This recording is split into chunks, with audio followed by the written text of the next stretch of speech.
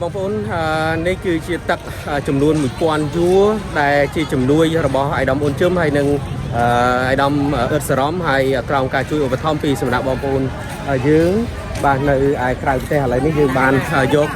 ទឹកសុទ្ធនេះបានមកដល់ទីតាំងហើយបាទ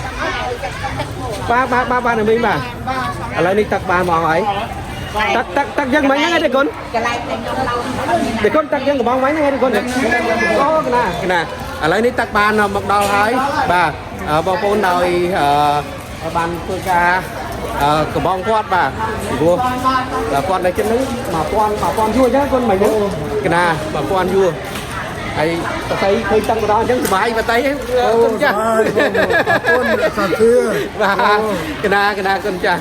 ឥឡូវនេះទឹក1000យួរបានដល់ហើយសម្រាប់ចែកជូនបងប្អូនយើងរហូតដល់ម៉ោងនេះយប់នេះយើងមិនទាន់ដឹងថាប្រហែលគ្រួសារនៅឡើយមិនដឹងគុណទេគុណមិនបាន1000គ្រួសារណាប្រហែលជាមករាជជា1000ជាងហើយរាប់តាមពោសូរិយារាមនេះជាង1000ហើយអមបាទមកឃុំអូបីជន់នេះជាង4000គ្រួសារតែវាមានបាទវត្តច័ន្ទទីនោះពេញមុនបាននិយាយមកដល់វត្តខ្ញុំបាទអញ្ចឹងឥឡូវនេះយើងបាន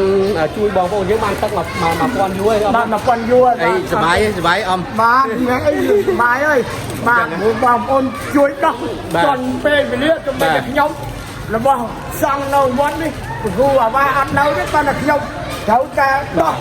អស់ទឹកលោកឲ្យទៅ200យួរបាទអមបាទអញ្ចឹងអត់កេលអីបាទខ្លួនមិនមកចេញអស់នេះបាទខ្ញុំមកយកអីដុននោះអង្គគ្រូធំខ្ញុំមកបាទអរគុណច្រើនណាស់អមណាបាទអរគុណ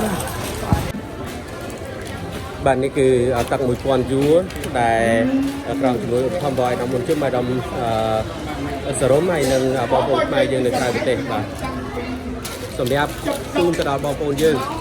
បាទហើយលឿនណាទេទៅប្រហែលជាទុំ1ម៉ោងទេបាទមកដល់ហើយនេះបាទហើយលោកបងបាទគាត់ជូនបាទរៀបចំទុកដាក់យ៉ាងស្វាហាប់ណាស់បាទជួយបងប្អូនយើងបាទជនភៀសសឹកនៅទីនេះអរគុណណាស់អរគុណម្ចាស់ជំនួយទាំងអស់អញ្ចឹងបងប្អូនយើងដែលជាមហាសប្បុរសដែលចង់ជួយដល់បាទបងប្អូនជនភៀសសឹករបស់យើងបាទបងប្អូនអាចអញ្ជើញចូលរួមបានហើយយើងខ្ញុំនឹងយកជំនួយទាំងអស់នេះមកជូនដល់ដៃដល់បងប្អូនប្រជាពលរដ្ឋដែលជាជនភៀសសឹករបស់យើងនៅទីអារាមនេះដោយផ្ទាល់តែម្ដងបាទបងប្អូន